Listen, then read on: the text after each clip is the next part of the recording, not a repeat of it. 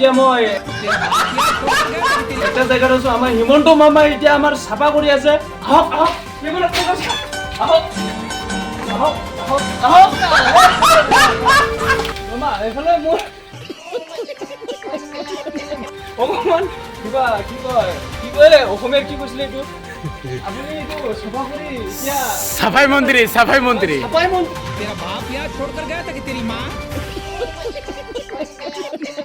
মানে মামা আমাৰ এতিয়া মামাই চাফা মন্ত্ৰী আছে, কিন্তু চাফা মন্ত্ৰী এইবিলাক চোৱা নাই, কিন্তু হিমন্ত মামাই আমাৰ চাই আছে হা। আপুনি এইটো চাফা কৰি কেনেকুৱা পাইছে কওকচোন? ভাল লাগিছে বোলে। আৰু এই সময়তে হেমন্তৰ বাবা কি কয় নাতি ই গা ধুই আছে। আহক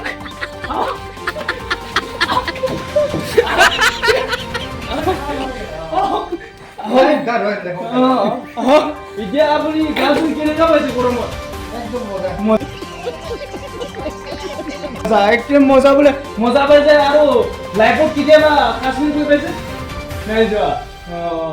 কিন্তু আপোনাৰ চুলি কিয় মহাত্মা গান্ধীৰ গোটেই কৰিছে না? গৰম কিন্তু এইটো কথাটো ভাবিবলগীয়া যে এয়া আমাৰ এই মুহূৰ্তত